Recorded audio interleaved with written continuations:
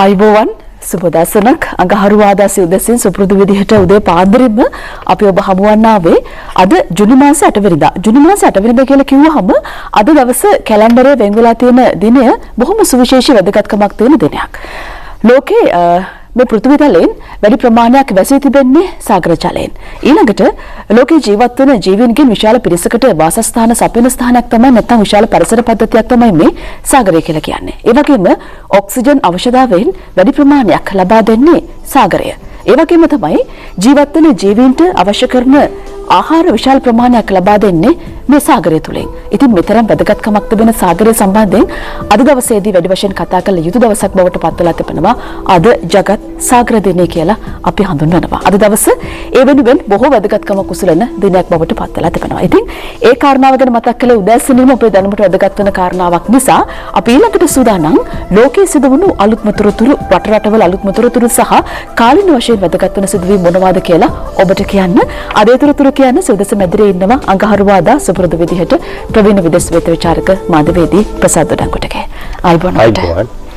ඉතින් සුපුරුදු විදිහට දවසේ තොරතුරු පෙළ ගැස්මත් නරඹලාම අපි තෝරාගත් තොරතුරු එකින් එක අපි පළමු අවධානය යොමු කරන්නේ ඇමරිකා එක්සත් ජනපදයේ දෙසට. ඇමරිකා එක්සත් ජනපදයට කාලෙන් කාලයට පැමිණෙන සංක්‍රමණිකයන් සම්බන්ධ විවිධ තීන්දුව తీරන ගන්නවා මේ රටවලට පත්වන නව නායකයන්. වර්තමාන උප ජනාධිපතිනිය කොයි ආකාරයක තීන්දුවක්ද මේ සම්බන්ධයෙන් ගෙන තිබෙන්නේ කියලා අපි පළමුවෙන්ම කතා කරන්න සූදානම්. ඔව් තීන්දුව తీරන කිව්වහම මේ ඇමරිකා එක්සත් ජනපදයේ ඔය දකුණු දිග ඇමරිකාවේ දකුණු පැත්තෙන් තියෙන මෙක්සිකෝවට වයින් වෙච්ච දේශ සීමාව සම්බන්ධයෙන් ලොකු උනන්දුවක් දක්වනවා. මොකද ඇමරිකාවට පැමිණෙන සංක්‍රමණිකයන්ගෙන් 40%ක් ගත්තාම ඔය දකුණු ඇමරිකානු කලාපයේ උතුරු දිග ත්‍රිකෝණය කියලා තියෙනවා රටවල් කීපයක්. කියන්නේ ඒකට අයත් වෙනවා ගෝතමාලා ප්‍රධාන වශයෙන්ම ගෝතමාලා රාජ්‍යයෙන් පසුව හොන්දුරාස් රාජ්‍ය අනේ වගේ රටවල් වලින් තමයි වැඩිපුරම මේ මධ්‍යම ඇමරිකා කලාපයේ ඉඳලා පැමිණෙන්නේ ලතින් ඇමරිකානු සරණාගතයන්. අපි ගත්තොත් ඊට එහා ප්‍රධාන මහද්වීපයේ ඉඳලත් මේ ආකාරයෙන්ම සරණාගතයන් පැමිණෙනවා. එතකොට දැන් තියෙන ප්‍රධානම ගැටලුව තමයි ඩොනල්ඩ් ට්‍රම්ප් යුගයේදී මේ සරණාගතයන් නැවැත්වීම සඳහා ඉතාම දැඩි ක්‍රියාමාර්ග අරගත්තා. දැන් මේක බරපතල ප්‍රශ්නයක්. මොකද එකක් තමයි ඇමරිකාව මේ සංක්‍රමණිකයන් සම්බන්ධයෙන් දක්වන ප්‍රතිපත්තිය. මොකද ඇමරිකා එක්සත් ජනපදය කියන්නේ තනිකරම සංක්‍රමණිකයන්ගෙන් හැදිච්ච රාජ්‍යයක්. මොකද ඇමරිකාවේ නේටිව්ස්ලා අපි කතා කරා ඇමරිකාව සහ කැනඩාවේ නේටිව්ස්ලාට වෙච්ච දේ මොකක්ද කියලා පසුගිය දිනක සිවුදෙස් තුලින් රතු ඉන්දියානු ගෝත්‍රිකයන් ඊටාම මේ බරපතල විදිහේ ජනසංහාරයන් මගින් වඳ කළා දාලා ඉන් පසුව ඔය යුරෝපා කලාපයේ පැමිණි සංක්‍රමණිකයන් තමයි බ්‍රිතාන්‍යයෙන් ප්‍රංශයෙන් පැමිණි සංචාරක මේ සංක්‍රමණිකයන් තමයි ඇමරිකාවේ පදිංචිකරුවන් විදිහට පළපදියම් වුණේ. එතකොට ඇමරිකාවේ දකුණු දිග ප්‍රදේශවලට වැඩිපුර ආවේ ඔය ලතින් ඇමරිකානු කලාපීය රටවලින් මෙක්සිකෝ හරහා එන මෙක්සිකෝවට සම්බන්ධ දේශ සීමාවේ දැන් මේක ඩොනල්ඩ් ට්‍රම්ප් යුගයේදී තාප්පයක් යකඩ තාප්පයක් පවා බැඳා මේ භාගයක් තුරට ඒක කරගෙන ගියා. ජෝ බයිඩන් බලයට පත් වුණාට පස්සේ තාපේ වැඩ කටයුතු නතර කරලා තියෙනවා. දැන් මේක මේ තුලින් සංකේතවත් වන්නේ ඇමරිකාවට මේ දකුණෙන් පැමිණෙන සංක්‍රමණිකයන්ගේ මේ ප්‍රමාණය සහ ඒ රටාව ඊටම බරපතල ප්‍රශ්න ඇති කරනවා කියලා. කියන්නේ ප්‍රධාන වශයෙන්ම සමාජීය ප්‍රශ්න ඇති කරනවා. මොකද අපි ගත්තොත් පහුගිය අප්‍රේල් මාසේ පමණක් ඔය ලතින් ඇමරිකානු කලාපයෙන් පැමිණිච්ච මම අර කලින් සඳහන් කරපු උතුරු දිග ත්‍රිකෝණය කියන ප්‍රදේශයෙන් පැමිණි සංක්‍රමණිකයන්ගේ සංඛ්‍යාව 1,78,000ක් මම කතා කරන්නේ අප්‍රේල් මාසේ පමණක්. කියන්නේ අලුත්ම සංඛ්‍යා ලේඛන අනුව. එතකොට දැන් කලින් කිව්වා වාර්ෂිකව ඇමරිකාවට පැමිණෙන නීති විරෝධී සංක්‍රමණිකයන්ගෙන් 40%ක්ම ඔය කලාපයෙන් එන්නේ. තව ලතින් ඇමරිකාවේ අනිත් රටවලින් එන අයට අමතරව. ඉතින් ඒ නිසා තමයි මේක ඇමරිකාවට බරපතල ප්‍රශ්නයක් තියෙනවා. ජෝ බයිඩන් පාලනය බලයට පත් වුණත් ඔවුන්ට මේ නීති විරෝධී සංක්‍රමණ ගැන නැවැත්වීම ඊටාම සංකීර්ණ ප්‍රශ්නයක් වෙලා තිනවා. ඔවුන්ගේ අර දැන් ඩොනල්ඩ් ට්‍රම්ප් ජනාධිපතිවරයා ඔහු ප්‍රතිපත්තියක් විදිහට ප්‍රකාශයට පත් කරා කොහොමද මේ කියන්නේ ඇමරිකාව මේ සංක්‍රමණිකයන් සම්බන්ධයෙන් කිසිදු බුරුලක් දෙන්නේ නැහැ කියලා. නමුත් දැන් ජෝ බයිඩන් පාලනයේ තරම්ම පරපතල තැනකට යන්න සූදානම් නැහැ. ඒ වෙනුවට ඔහු උත්සාහ කරන්නේ බොහෝ දුරට මේ සංක්‍රමණිකයන් සම්බන්ධයෙන්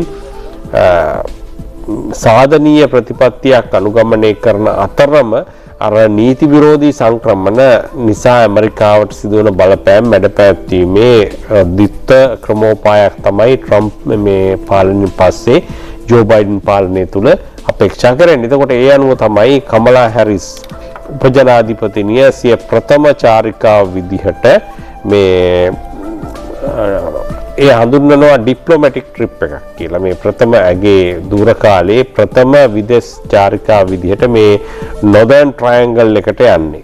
මේ නොදර්න් ට්‍රයැන්ගල් එකට ගිහිල්ලා මුලින්ම කමලා හැරිස් ආවේ ගෝතමාලාවට. ගෝතමාලා ජනාධිපති අලෙහන්ද්‍රෝ ගැමීචි සමග සාකච්ඡා පැවැත්වුවා. ඒ සාකච්ඡා කිරීමේදී ප්‍රධාන වශයෙන්ම කමලා හැරිස්ගේ මේ පණිවිඩය උනේ මෙන්න මේක. The United States will continue to enforce our laws and secure our borders. If you come to our border, you will be turned back. ඒ කියන්නේ ට්‍රම්ප් යුගයේ ප්‍රතිපත්තියෙන් ලොකු වෙනසක් නැති බව පැහැදිලි කරා. ඇමරිකා එක්සත් ජනපදය තවදුරටත් තමන්ගේ දේශ සීමා ආරක්ෂා කිරීමේ යෙදී සිටිනවා. ඒ අනුව මේ නීති විරෝධී ලෙස ඇමරිකානු දේශ සීමාවට පැමිණෙන්නන් ආපසු කිසිදු සමාවකින් තොරව ආපසු හරවා අරිනවා කියලා තමයි කමලා හැරිස් සඳහන් කරන්නේ. ඒ වගේම එහිදී අය තාම දැඩි පණිවිඩයක් මේ සංක්‍රමණිකයන්ට ලබා දුන්නා. කෙලින්ම සඳහන් don't come කියන එක පැහැදිලිවම කිව්වා එන්න එපා කියන වචනේ.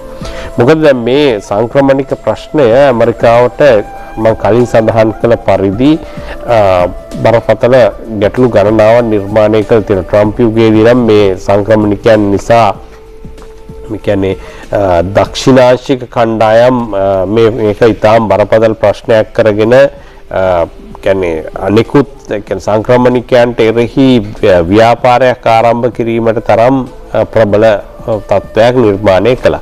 ඒ නිසා මේ ලතින් ඇමරිකානු කලාපය තුල කමලා හැරිස් උපජනාධිපතිනිය කරන මේ චාරිකාව තුලින් ප්‍රධාන වශයෙන් ඇමරිකාව සහ මේ ලතින් ඇමරිකානු කලාපීය රටවල් සමග අතර සබඳතා වර්ධනය කරගන්න අතරම ඇමරිකාවට තියෙන බරපතලම ප්‍රශ්නය වන සංක්‍රමණික ප්‍රශ්නය යම් ආකාරයකින් සමනය කර ගැනීම මේකේ අපේක්ෂා කරනවා. එතෙන්දී අපිට වාර්තා වෙන ආකාරයට කමලා හැරිස් බලාපොරොත්තු වෙනවා උපජනාධිපතිනිය යම් කිසි ආකාරයකින් මේ රටවල් වල ආණ්ඩු සමග ඔවුන්ගේ දේශ සීමා විවෘත නොකිරීමේ වැඩපිළිවෙල. ඒ කියන්නේ මේ එන්නේ ඒ රටේ දේශ සීමාව හරහා එන්න පුළුවන් වුණා. ඒ නිසා දැන් මේ වගේ කතාවක් කමලා හැරිස් කියනවා.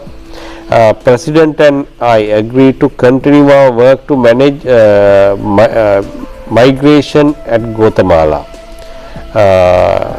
Guatemala's northern and southern borders. ඒ කියන්නේ උතුරු සහ දකුණු දේශ සීමා ඔස්සේ ගෝතමාලාවේ සිදු කරන නීති විරෝධී සංක්‍රමණ නතර කිරීම සඳහා ගෝතමාලා ජනාධිපති අලියන්ද්‍රෝ ගැමීටි සහ තමා අතර එකඟතාවයක් ඇති වුණා කියලා කමලා හැරිස් ප්‍රකාශ කරන. දැන් මේ ප්‍රධාන වශයෙන්ම උට අවශ්‍ය වෙලා තියෙන්නේ අර දේශ සීමා වලින් පැමිණෙන පුද්ගලයන් නතර කරන්න. ඉතින් ඒ තරම් පහසු කාර්යයක් නෙවෙයි. මොකද මේ දැන් මේ දිලිඳු රටවලට ඔය නොදර්න් ට්‍රයැන්ගල් එකේ තියෙන දිලිඳු රටවල් වලට මේ ලොකු සම්පත් නැහැ මේ වගේ දෙයකට මුහුණ දෙන්න. විශේෂයෙන්ම ගෝතමාලා හොන්දුරාස් සහ එල් සැල්වඩෝර් කියන රටවල් තමයි මේ අතරින් මේ සංක්‍රමණිකයන් වැඩිපුරම පැමිණෙන රටවල් සැලකෙන්නේ. ඒකට මේ රටවල් වලට මේ විශාල සම්පත් නැහැ. ඒ වගේම දේශ සීමා ආරක්ෂා කිරීම සඳහා මෙවැනි සංක්‍රමණ අතර කිරීම සඳහා පුළුල් දේශ සීමා ආරක්ෂක වැඩපිළිවෙලක් ක්‍රියාත්මක කරන්න තත්ත්වයක් නැහැ. ඒ වගේම මේ දේශ සීමාවල අර සම්පූර්ණයෙන්ම වෙන් කළ වැටවල් ගහලා නැහැ. ඒ නිසා දැන් වැටවල් ගහලා තියෙන ඇමරිකාවෙත් තියෙන ප්‍රශ්නේ ඇත්තටම ওই මෙක්සිකෝ දේශ සීමාව හරහා මත්ද්‍රව්‍ය ඇමරිකාවට වැඩිපුරම මත්ද්‍රව්‍ය එන්නේ මෙක්සිකෝ දේශ සීමාව හරහා. ලතින් ඇමරිකාවේ නිෂ්පාදනය කරන කොකේන්. ඒකට මේ කොකේන් ජාවාරම් කරුවන් උමංහාරගෙන ඒ වගේ මේවා මත්ද්‍රව්‍ය මේ විවිධ පුද්ගලයන්ට දීලා වුන් කෙසේ හෝ දේශ සීමා වැටෙන් පන්නවනවා. ඒ වගේ දේවල් සිදු කරනවා. ඒ නිසා ඇමරිකාවටත් ඔවුන්ගේ දේශ සීමාව ආරක්ෂා කර ගැනීම අභියෝගයක් වෙද්දී මේ දිලිඳු රටවල් කොහොමද එවැනි දෙයක් කරන්නේ? ඒ බරපතල ගැටලුව තියෙනවා. අනිවාර්යයෙන්ම ඇමරිකාව මේ රටවලට උදව් කළ යුතු වෙනවා. ඔවුන් කියන ආකාරයේ නීති රීති ක්‍රියාත්මක කිරීමට නම්. කිසියම් රටක පාලන අධිකාරිය වෙනසක් වෙනවා කියලා කියන්නේ ගෝලීය වශයෙන් බලපාන කාරණාවක් බවට පත් වෙන පුළුවන් ඇතැම් විටක. ඒ නිසා අපි ටිකක් බලමු පෙරු රාජ්‍ය මැතිවරණයේ දේශ අවධානය යොමු කරලා. ඔව් දැන් ලතින් ඇමරිකානු කලාපය ගැන කියනකොට ඊටාම මේ කලාපයේ අපි රටවල් ගැන තියෙන ප්‍රශ්න විශේෂයෙන්ම මේ සංක්‍රමණික ප්‍රශ්නය කතා කරා. මොකද මේක එක් පැත්තකින් පුද්ගල ජාවාරමක් සහ ඒ වගේම ජනතාවගේ දිලිඳුකම ඇමරිකාවට ඕනෙන්නේ මේ සමෘද්ධිමත් ජීවිතයක් හොයාගෙන. ඉතින් මේ පෙරු රාජ්‍ය ගත්තහමත් දැන් ඔය ලතින් ඇමරිකානු කලාපේ තවත් අභියෝග රසකට මුහුණ දුන්නු. ඒ වගේම දේශපාලනික වශයෙන් ලොකු ගැටලු සහගත තත්ත්වයන්ට මුහුණ දීපු රාජ්‍යයක් පෙරු රාජ්‍යය. දැන් එතකොට මේ පෙරු රාජ්‍යයේ ජනාධිපතිවරණය ඇත්තටම ඉතාම තීරණාත්මක සහ අවිනිශ්චිත තීන්දුවක් ජනාධිපතිවරණයෙන් ලැබිලා තියෙන්නේ. මේ වන විට ජනාධිපතිවරණයේ ඡන්ද වලින් 94%ක් ගණන් කරලා ඉවරයි. හැබැයි මේ දැන් අපේක්ෂකයන් දෙදෙනා පෙද්‍රෝ කැස්ටිලෝ සහ කෙයිකෝ ෆුජිමෝරි කියන නම ඉතාම ප්‍රකටයි. මොකද මේ පෙරු රාජ්‍යයේ හිටපු කුප්පයකට ජනාධිපතිවරයෙක් ඔහු පසුව සිරදඬුවම් පවා ලැබුවා. මේ ඔහුගේ පාලන සමය තුළ සිදු කරපු විවිධ අයථා ක්‍රියා සහ විවිධ ජනතා පීඩන ක්‍රියාකාරකම් හේතුවෙන්.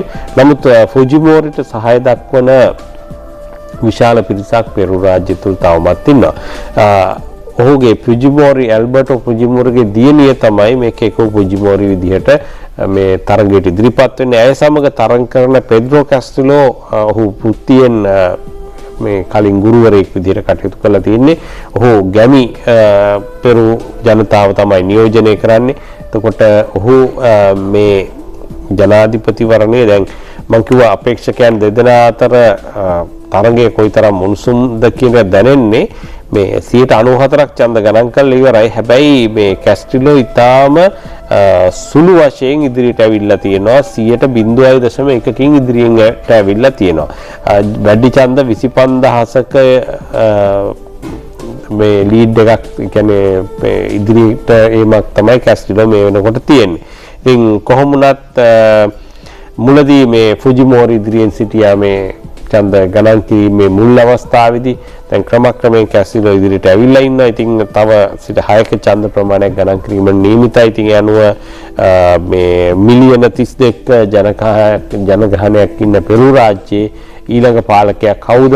ඒ වගේම මොන වගේ අභියෝග වලට ඔහු මුහුණ දෙන්න වේද? දැන් ඉතාම පැහැදිලි කවුරු ජයග්‍රහණය කරත් ෆුජිමෝරි හෝ කැස්ටිලෝ දෙදෙනාගෙන් කෙනෙක් ජයග්‍රහණය කරත් අනිවාර්යයෙන්ම අනිකාගේ අභියෝගයට මුහුණ දෙන්න සිද්ධ වෙනවා. මොකද ඊටාම සුළු ඡන්ද ප්‍රමාණයකින් සුළු ඡන්ද ප්‍රතිශතයකින් ජයග්‍රහණය කරන නිසා 0.1ක ඡන්ද ප්‍රතිශතයකින් දැනට කැස්ටිලෝ ඉදිරියෙන් ඉන්නේ.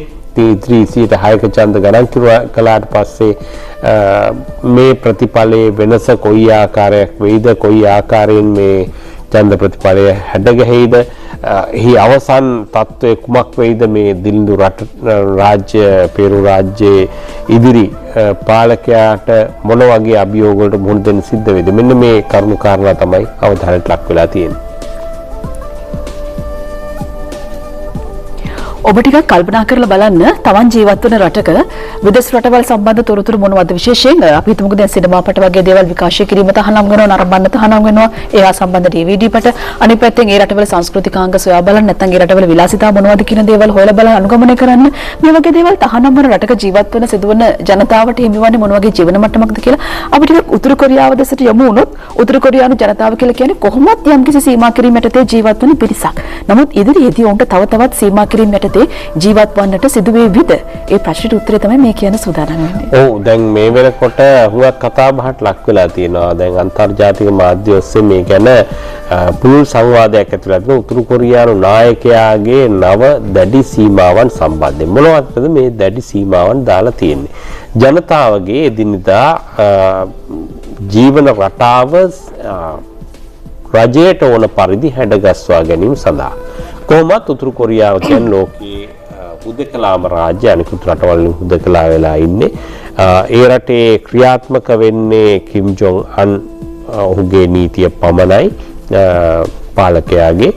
දැන් මේ කොරියානු යුද්ධයෙන් පස්සේ උතුරු කොරියාව මේ ඔහුගේ කිම් ජොන් අන්ගේ සීයා කිම් ඉල් සුන්ගේ පාලනය යටතේ උතුරු කොරියාව හැඩ ගැහුණට පස්සේ ක්‍රමක්‍රමයෙන් රට අර සමාජවාදී ප්‍රතිපත්තියෙන් මිදිලා ඊටාම දැඩි ජනපීඩක අතිශය අර මේ ඔය වගේ දෙයක් අපි කලින් දැක්කේ කාම්බෝජයේ පොල් පොට් කියන පාලකයාගේ යටතේ තරම්ම දරුණු නොවුනත් දැන් උතුරු කොරියාව යන්නේ ක්‍රමක්‍රමයෙන් ඒ පැත්තට බව ඉතාම පැහැදිලි. මොකද එන්නෙන්නම ජනතාවගේ නිදහස, ඔවුන්ගේ සිතුම් පැතුම්, ඔවුන්ගේ අවශ්‍යතා සීමා කරමින් රජය ලබා දෙන දේ මත පමණක් රජයේ නියෝග මත තනිකරම ජීවත් වීමට ජනතාවට බල කිරීමේ ක්‍රියාමාර්ගයක් තමයි මේ උතුරු කොරියාවේ දැන් සිද්ධ වෙන්නේ. මොනවද මේ අලුත් මේ අතරම මේ නීති රීති කලිනුත් තිබුණා. දැන් ඊටාම දැඩි ලෙස මේ උතුරු කොරියානු නායකයා බලාපොරොත්තු වෙනවා මේ ජනතාව අර සංජීවනී පූර්විකාවේ සඳහන් කළා වගේ විදේශීය තොරතුරු ගැන දැනුම ලබා ගැනීම සහ ඒ විදේශීය වශයෙන් රටට කිසිදු ආකාරයේ මේ එන්ටර්ටේන්මන්ට් එහෙමත් නැත්නම් විනෝදාස්වාදය ගෙන දෙන සරලව කිව්වොත් චිත්‍රපටි, විදේශ චිත්‍රපටි, රූපවාහිනී වැඩසටහන්, ඒ වගේම සංගීතය, මේ විවිධ රෙකෝඩින්ග්ස් මේ පටිගත කිරීම, නාට්‍ය වගේ ඒවා, මේ ගුවන්විදුලි නාට්‍ය වගේ දේවල්, මේ කිසිදු දෙයක් පරිහරණය කිරීම, පරිශීලනය කිරීම තහනම් කරලා තියෙනවා. මේක දැන් තවත් දැඩි කරලා තියෙනවා. මේ නීතිය තිබුණා, තවත් දැඩි කරලා තියෙනවා. ඒ අනුව මොකද දැන් ප්‍රශ්නේ වෙලා තියෙන්නේ, දැන් කොච්චර වහගෙන ඉන්න හැදුවත් මේ උතුරු කොරියාව මායිම් වෙලා තියෙන චීනයට පමණයි සම්බන්ධ වෙලා තියෙන්නේ මේ තාම පුළුල් මට්ටමින්. එතකොට චීනය හරහා මේ ජනතාවට ඔය විදේශීය චිත්‍රපටි, ඔය සාමාන්‍යයෙන් ඔය පිටපත් කරන මේ හොරෙන් පිටපත් කරන චිත්‍රපටි තියෙන්නේ අපිත් බලන්නේ සමහර ලාවට ලාභයට රුපියල් 100ක් දීලා අරගෙන DVD, අන්න ඒ වගේ DVD එනවා චීන දේශ සීමාව හරහා. දැන් උතුරු කොරියානු නායකයාට අවශ්‍යයි මේවා වහාම නතර කරන්න. මොකද ඒ අනුව ජනතාව දැනගන්නවා බාහිර ලෝකයේ ස්වභාවය මේකයි. රජය සඳහන් කරන ආකාරයට එකම විදිහේ යුනිෆෝම් එකක් ඇඳලා දැන් අනිත් එක කොණ්ඩේ කපන්න. කොණ්ඩය දැන් මේ වෙනකොට නියෝග කරලා තියෙනවා කිසිදු අතකින් විදේශ විලාසිතාවක් අනුව කොණ්ඩේ කැපීම තහනම් කියලා. මොකද උතුරු කොරියානු රජය නිර්දේශ කරලා තියෙනවා කොණ්ඩ මොස්තර 30 මට හරියටම සංඛ්‍යාව මතක නැහැ, 50කට ආසන්න සංඛ්‍යාව මං හිතන්නේ. ඒ කොණ්ඩ මොස්තර වලට තමයි කාන්තා සහ පිරිමි දෙපාර්ශවයේම ඒ රජයෙන් දෙන කොණ්ඩ මොස්තර පමණයි දාන්න පුළුවන්. එහෙම නැතුව මේ කොණ්ඩ මොස්තරයක් වෙන එකක් දාලා තිබුණොත් වහාම දඬුවම් කරනවා. ඒ වගේම දැන් අලුත්ම මේ තහනම පැනවෙන්නේ මේ විදේශීය වශයෙන් රටට එන මේ ඇඳුම් ආයිත්තම් සඳහා චීන දේශීය චීනය අපි දන්නවා විලාසිතා මේ පුළුල් වශයෙන් තියෙනවා. ඒ වගේම නිෂ්පාදනය කරනවා ලෝකයට නීති අනුකූල සහ නීති අනුකූල නොවන දෙපැත්තෙන්ම භාණ්ඩ නිෂ්පාදන එයාටින් පෙරමුණේ ඉන්න චීනය. ඉතින් අනිවාර්යයෙන්ම උතුරු කොරියාවත් ඔය විදේශීය කියන්නේ මේ නව විලාසිතා පැමිණ ඔය හොරෙන් ඔය දේශ සීමාව හරහා ඒවා ඇඳගෙන ඉන්නව අහුනොත් එහෙම අල්ලලා ගෙනිහිලා දානවලු මේ කරෙක්ෂන් සෙන්ටර්ස් කියලා. ඒ කියන්නේ මේ ශෝධනාගාර කියලා කියන්නේ. අන්න ඒ වගේ ඒවාට දාලා ඒ තරුණ කොටස් ඔවුන්ව මේ කාලාන්තරයක් රඳවා තැබීමට නියමිත වෙනවා. ඒ වගේම දැන් කොයිතරම් බරපතලද කියනවා නම් විදේශීය චිත්‍රපටි ළඟ තබා ගැනීම, ඔය අපි සඳහන් කරපු ඒ ද්‍රව්‍ය මරණ දඬුවම් ලබා දෙනවා. විශාල වශයෙන් ඒ චිත්‍රපටි තිවිලා වුණොත් ඒ පුද්ගලයාට මරණ දඬුවම් ලබා දෙනවා. මේ හරහා බලාපොරොත්තු වෙන උතුරු කොරියාව අර කිම් ජොන් අන්ගේ පාලනය තවදුරටත් ශක්තිමත් කරලා ඉදිරියට ගෙන යාම ඔහු බලාපොරොත්තු වෙන්නේ අර ජනතාව තනිකරම ඔහුගේ අන යටතේ ජීවත් වීම. මොකද දැන් මේ වෙනකොට කිම් ජොන් අන් ප්‍රකාශ කරන ආකාරයට උතුරු කොරියාව ලොකු අභියෝගයක ඉන්නවා. මොකද බරපතල සාගතයකට මුහුණ දීමේ අවධානමක් තියෙනවා. ඒ කියන්නේ දැන් බාහිර රටවල් දේවල් රට අභ්‍යන්තරට එන්නේ නැහැ වගේම රට අභ්‍යන්තර ජනතාවට තියෙන ප්‍රශ්න තමයි බාහිරට යන්නේ නැතුව ලෝක ප්‍රජාව දන්නේ නැහැ. ඔව් ඇත්තටම නමුත් දැන් මේ sannivedana ලෝකයේ sannivedanaයේ දියුණු ලෝකයේ සංජීවනී මේ වහන්න බෑ. දැන් මේ වෙනකොට උතුරු කොරියානු ජනතාව විවිධ ක්‍රමවේදයන් ඔස්සේ දකුණු කොරියාවට විශේෂයෙන් දකුණු කොරියාවට තමන්ගේ පණිවිඩ ලබා දෙනවා රටේ තියෙන දුෂ්කරතා පිළිබඳව. ඉතින් ඒ අනුව රට තුල විශාල මේ ආහාර හිගයන් ඒ වගේම අනිකුත් මූලික අවශ්‍යතාවල විශාල අඩුපාඩු තියෙනවා. මොකද දැන් උතුරු කොරියානු නායකයා රට තුලින් ලබන සුළු ආදායම් පවා යොදවන්නේ මේ අවි නිෂ්පාදනය සඳහා මිසයිල් නිෂ්පාදනයට ඒ වගේ දියුණු අවි පද්ධති නිෂ්පාදනය කිරීම සඳහා ජනතාවට අවශ්‍ය ඒ නිසා ජනතාවට අවශ්‍ය මූලික පහසුකම් මේ වෙනකොට උතුරු කොරියාව තුළ ඉතාම දුර්වල වෙමින් තියෙනවා කියලා තමයි විවිධ මාධ්‍ය ඔස්සේ බටහිර මාධ්‍ය පමණක් නෙවෙයි විවිධ මාධ්‍ය ඔස්සේ ලැබෙන තොරතුරු සඳහන් කරන්නේ. ඉතින් උතුරු කොරියාව ගැන මේ ගැන තවත් ඉදිරියට අපි බොහෝ දේ කතා කරන්න බලාපොරොත්තු වෙනවා. මොකද අපේ කාලයත් එක්ක අපි සටනක ඉන්න නිසා. ඒ අතර අපි බොහෝ දේ කතා කරපු මාතෘකාවක් තමයි කොරෝනා වසංගත තත්ත්වයේ ගෝලීය වශයෙන් පැතිරීම පිළිබඳව.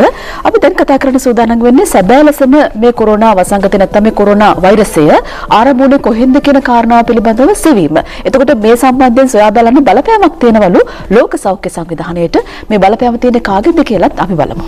ඔව්. දැන් මේ ප්‍රධාන වශයෙන්ම ඔබට මතක ඇති මීට සතියකට පමණ පෙර අපි කතා කරා මේ ඇමරිකාව නැවත වතාවක් අවධානය යොමු කරා මේ කොරෝනා වසංගතයේ ආරම්භය පිළිබඳව. ඒ කියන්නේ ඩොනල්ඩ් ට්‍රම්ප් ජනාධිපතිවරයා දිගටම චීනයට චෝදනා කරා මේක චීනය විසින් නිෂ්පාදනය කරන ලද්දක්. එහෙම නැත්නම් චීනයට යම් කිසි වැරද්දක් නිසා චීනයෙන් එළියට ආපු වෛරසයක් නිසා චීනය සම්පූර්ණයෙන් වළක්විය යුතුයි කියලා චීනය මේක ප්‍රතික්ෂේප කරා. ලෝක සෞඛ්‍ය සංවිධානයේ චීනයට ගිහිල්ලා පරීක්ෂණයක් සිදු කළා. ඉතින් ඒකට චෝදනා එල්ල වුණා චීනයෙන් නිසි පරිතොරතුරු දෙන්නේ නැහැ කියලා. කොහොම වුණත් දැන් ඩොනල්ඩ් ට්‍රම්ප්ගේ පාලනයෙන් පස්සේ ජෝ බයිඩන් ඇමරිකානු ජනාධිපති පදවියට පත් වුණාට පස්සේ මේ ගැන යම් කිසි නිහඬියාවක ඉඳලා නැවත වතාවත් මීට සතියකට පමණ පෙර ඉඳලා බයිඩන් පාලනය මේ චීනයෙන් මේ රෝගය ආරම්භ වීම පිළිබඳව මූලාශ්‍රය පිළිබඳව සොයා බැලිය යුතුයි කියන ස්ථාවරයේ ඉන්නවා. එතෙන්දී මේ කොතරම් දැඩි ලෙස මේක සඳහන් කරලා ලැබ් තියරි කියලා කියන්නේ චීනයේ පරීක්ෂණාගාරයකින් මේ වෛරසය වැරදීමකින් හෝ යම් කිසි කඩාකප්පල්කාරී ක්‍රියාවක ප්‍රතිඵලයක් විදිහට එළියට ආවා කියන එක තමයි ඇමරිකාව තුළ තියෙන මතය. ඉතින් මේ ගැන තවදුරටත් හොයන්න කියලා ලෝක සෞඛ්‍ය සංවිධානයට බලපෑම් එල්ල වෙනවා. විශේෂයෙන්ම ඇමරිකා එක්සත් ජනපදයේ විවිධ පාර්ශවයන්ගෙන් ලෝක සෞඛ්‍ය සංවිධානයට දැනුම් දීලා තියෙනවා මේ ගැන තවත් සොයා බැලිය යුතුයි කියලා. ඒ අනුව තමයි ලෝක සෞඛ්‍ය සංවිධානයේ නිවේදනයක් නිකුත් කළේ. එහි අධ්‍යක්ෂවරයා ප්‍රධාන අධ්‍යක්ෂවරයා මේ හදිසි මේ සෞඛ්‍ය කටයුතු පිළිබඳ අධ්‍යක්ෂ මයික් රයන් ප්‍රකාශයක් කළා. ඔහු සඳහන් කළා මේ චීනයට මේ කොරෝනා ආරම්භය සම්බන්ධයෙන් තවදුරටත් පීඩනයක් එල්ල කරන්න අපහසුයි. මොකද ලෝක සෞඛ්‍ය සංවිධානය පුළුල් මට්ටමින් චීනය තුළ මේ වෙනට පරීක්ෂණ කරලා තියෙන නිසා ඉතින් නැවත වතාවක් ලෝක සෞඛ්‍ය සංවිධානය බලාපොරොත්තු වෙන්නේ චීනයට මේ සම්බන්ධයෙන් පීඩනයක් එල්ල කරන්න කියලා එම සංවිධානය ප්‍රකාශ කරනවා. අපි තවදුරටත් නවතින්නේ ඇමරිකා එක්සත් ජනපදයේම තමයි ඒ යුද නෞකාවක් සම්බන්ධයෙන් කතා කරන්න.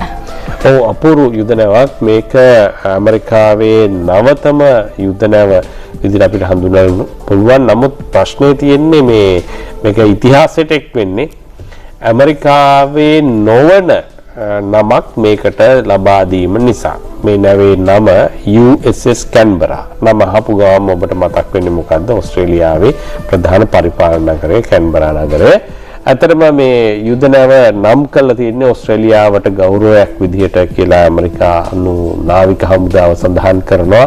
ඇමරිකානු නාවික හමුදාව සතු නවතම යුද නැවක් මේ කියන්නේ පුළුල් තාක්ෂණයක් යොදලා නිෂ්පාදනය කරන ලද යුද නැවක්. නමුත් මේ USS කැන්බරා කියලා නැවක් මීට පෙර ආතුවත් ඇමරිකාව තුළ තිබිලා තියෙන. ඇමරිකාව භාරයේ තිබිලා පසුව ඒ ඕස්ට්‍රේලියාවට භාර දීලාට පස්සේ නම් කරලා තියෙන්නේ. මොකද ඕස්ට්‍රේලියාව සතු එම නමින් තිබිච්ච නැවක් දෙවන ලෝක යුද්ධයේ ජපන් නාවික හමුදාව සමග පැවති සටනකදී සොලමන් දූපත් ආසන්නයේ පැවති සටනකදී විනාශයට පත් වුණා. ඉන් පස්සේ ඇමරිකාව එම යුද්ධ නැව ඔවුන් සතු යුද්ධ නැවක් ඕස්ට්‍රේලියාවට ලබා දීලා තියෙනවා මේ මෙහෙයුම් සඳහා. නමුත් දැන් මේ USS කැන්බරා අලුත් යුද්ධ නැව ඊටාම කියන්නේ ස්ටෙල්ත් කියන්නේ රහසිගතව යාත්‍රා කර හැකි අධිතාක්ෂණික ක්‍රමවේදයන් ඒ වගේමෙහි යාත්‍රා කිරීමේ වේගය ඊටාම වැඩි ඒ වගේම එය කැටමරන් කියලා හඳුන්වනවා අර මේ කොටස් තුනකින් නැව හැදිලා තියෙන ජලයේ වදින කොටස් තුනක් පමණයි. ඒ නිසා මේ විශේෂිත වූ නෞකාවක් ඒ වගේම මේක ඕස්ට්‍රේලියාව සහ ඇමරිකාව අතර සම්බන්ධතා තවදුරටත් ශක්තිමත් කරන අංගයක් විදිහට අපිට හඳුන්වන්න පුළුවන්. සුකෝබෝගී මගී සංචාරක නෞකාවක් වෙනීසියට එනවා. හැබැයි එරට ජනතාව මේ සම්බන්ධයෙන් විරුද්ධත්වය පළ කරනවා. මේකට හේතුව මොකක්ද? ඔව් දැන් ඉතාලියේ වෙනීසිය තමයි වඩාත්ම යුරෝපයේම ප්‍රකට සංචාරක පුරවරය. යුරෝපයට එමත ඉතාලියට සංචාරක සඳහා එන පුද්ගලයෙක් කෙසේ හෝ වෙනීසියට යන්න බලාපොරොත්තු වෙන වෙනීසිය කියන්නේ දූපත් 400කින් පමණ කලපුවක පිහිටි අතීත නගරයක්. අපි හව දෙන වෙනීසිය වෙලෙන්දාගේ කතාව. මේ ඉතින් ඒ වගේ වෙනීසිය මේ මහා මාර්ග වෙනුවට ජල මාර්ග තියෙන අපූර්ව ස්ථානයක්. ඉතින් මේක වාර්ෂිකව සංචාරකයන් ලක්ෂ ගණනක් වෙනීසියට පැමිණෙනවා. නමුත් වෙනීසියට ලොකු ප්‍රශ්නයක් තියෙනවා මේ පවතින මේ පාරිසරික ගැටලු නිසා වෙනීසිය ක්‍රමක්‍රමයෙන් ජලයට යට වෙනවා. අපි 2019 අවුරුද්දේ ඇක්වැල්ට කියන ජල කියන්නේ මුහුදේ ඉඳලා ආපු මේ ජල ප්‍රවාහයන්ට වෙනීසිය යට වුණා. ඉතින් මේ එක හේතුවක් විදිහට වෙනීසිය සලකනවා මේ සුකෝබෝගී මගී නෞකා වෙනීසියට පැමිණීම. දැන් මේ සම්බන්ධයෙන් තහනම් නීති රීති තියෙනවා. දැන් ජනතාව මේ හරිනම් මේ අය පිළිගන්න ඕන මේ ප්‍රථම වතාවට කියන්නේ කොරෝනා වසංගතයෙන් පස්සේ මුල් වරට කියන්නේ 2019 පස්සේ මුල් වරට තමයි මේ වෙනීසියට පැමිණෙන්නේ මේ සුකෝබෝගී මගී නෞකාවක්. ඉතින් නමුත් ඒකට එන්න එපා කියලා තමයි මේ විරෝධතා කරන්නේ. මොකද අර මේ නෞකා පැමිණීම නිසා වෙනීසියට වෙන හානිය අර සංචාරකයන්ගෙන් ලැබෙන ආදායමට වඩා ඉතාම බරපතලයි කියලා තමයි මේ වෙනීස් වැසියන් සඳහන් කරන්නේ. ඒ නිසා ඔවුන් මේ සුකෝබෝගී මගී නෞකා වෙනීසිය හරහා යාත්‍රා කිරීම වහාම නතර කරන්න කියලා සඳහන් කරනවා. මීට පෙර ආතුව සිදු වෙච්ච අනතුරු නිසා තහනම් නීති ක්‍රියාත්මකයි. නමුත් තවදුරටත් මේ දැනට එන තරමටවත් මේක මේ නෞකා එන්න දෙන්න එපා කියන එක තමයි මේ වැසියන්ගේ ඉල්ලීම. හැබැයි අතරම තවත් කොටසක් ඉල්ලනවා මේ එවැනි තීරණයක් නිසා අර අගතියට පත්වන සංචාරක කර්ම මේ සියල්ලන්ටම බලපෑම් එල්ල කරන ආර්ථික සහ සමාජික ක්‍රියාකාරකම් මොනවද? මේ සියලු තොරතුරුත් එක්ක හෙට උදෑසනත් පුරුදු වෙලාවට සිව්දසින් ඔබ හමුවන බලාපොරොත්තු වෙන අතර සමගන්නයි මේ සූදානම. අද මේ තොරතුරු විශ්ලේෂණය කරන්න සිව්දස මැදිරියේ හිටියේ ප්‍රවීණ විදේශ විචාරක මාධ්‍යවේදී ප්‍රසාද් ඩංගොටගේ අයබෝන ඔබට.